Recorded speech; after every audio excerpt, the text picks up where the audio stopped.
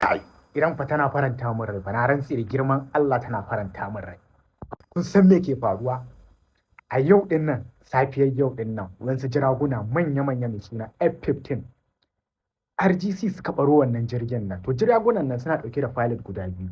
Sai pilot din nan suka fice bacin baro jirgin nan. Kun san ci dama aka baro jirgi yawanci pilot ba su fi mutuwa ba. Sai dai kurin sun yi knocking din su unconscious, sun zama unconscious ne za su yi mutuwa tare. Sai jiragun pilot din nan suka fice daga ciki, suka sauko ta cikin saukan lema. To yanzu a da nake gaya muku, hankalin Amurka ya tashi. Saboda sun san illar abin da zai faru in Iran din Tehran ta kama wayannan sojojin nan, wannan pilots din nan guda biyun nan, za su zama hostages ne. Kuma kai ka san illar in ka zama hostage, kai kake da leverage, kai sai abin da ka ce wa wannan mai yakan nan naka shi zai aikata maka.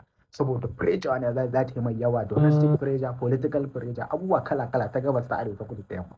Shine maza ina gaya muku, jiragunan Amurka ko in ce sojojin Amurka suka haukace, suka tura jiraguna guda biyu suka shiga cikin Tehran daga zan ba abin ba, suna neman wayannan pilot din nan guda biyu don su cece su daga hannun Tehran.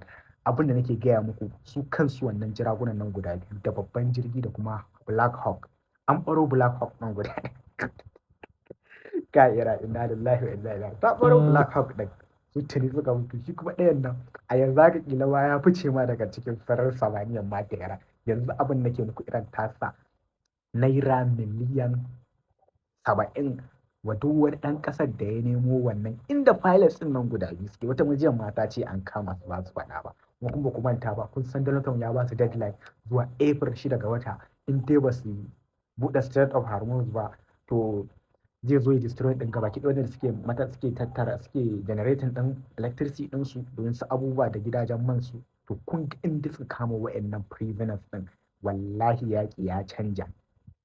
Canji ne fa da ba kwa tunanin yakin yadda zai canja in dai aka kama wa'annan pilot ɗin.